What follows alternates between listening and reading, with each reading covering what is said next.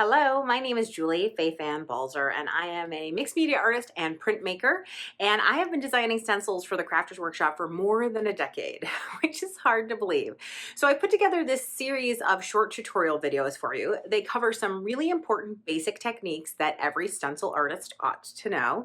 And I've also taken the prints that I made and turned them into some very simple cards. So you can see a little bit about how you might end up using some of these beautiful papers that you're going to make with Crafters Workshop Stencils by Balzer Designs.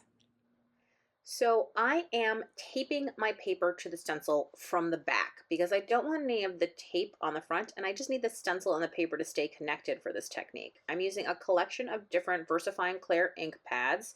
You can use any ink that you want. I'm using greens and yellows so that it'll all kind of coordinate together. And again, I'm using hand carved stamps, but you could use any stamps you want, and I'm stamping through the stencil. It's one of the benefits of having a stencil with these huge openings like this.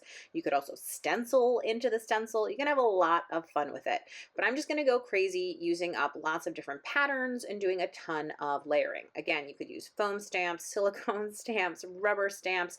You could draw, you could doodle, anything that you want. And again, ink wise, I'm using pigment ink because I like it and it's nice colors and I have it.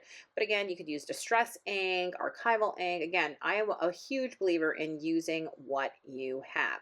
Now, the fact that the ink is getting all over the stencil is actually a great thing. I'm going to show you how we're going to use that a little bit later.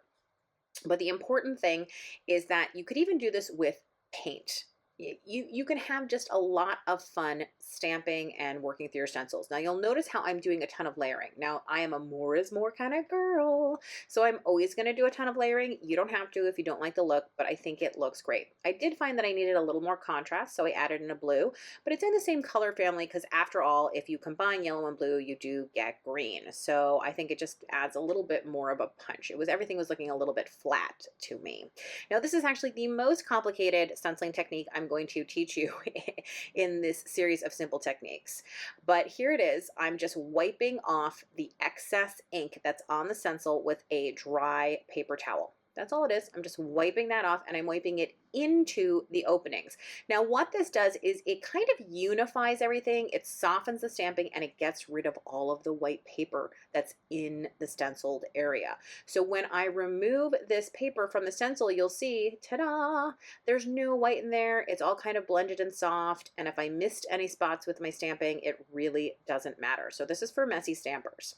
So I wasn't sure what to do with this paper because I really liked it as it was and I didn't want to cut it up. But I did. I cut it up into lots of little pieces, but I left a little white border around each of these shapes. Now this white border is going to be key to making our card, because we need those pieces to float around each other. Otherwise, this collage just looks like a total hot mess. You have to have those white borders. So I decided I also needed some distance, not only because of the white border, but with some foam adhesive to kind of raise things up and again, create a lot of dimension. But what I'm doing is just kind of feeling out how the shape should go together, which one should be raised, which one should not, trimming off any of the excess, and then boom, I just glued it onto a card, added a sentiment, and it looks totally fantastic. I can't believe that anybody else is going to be getting a Christmas card like this. It truly is a beautiful work of art. For watching. If you'd like more great stencil content, I do have a free email course called Stencil 101. And of course, you can visit my classroom site at balzerdesigns.com and find lots and lots of classes of all kinds. My whole philosophy about teaching is that I want you to embrace who you are and to really understand deep down how design and how art goes together so that you can always make the kind of art you want, whether you're in class or not. Thanks for watching. I hope that you will subscribe, like, and comment on this video.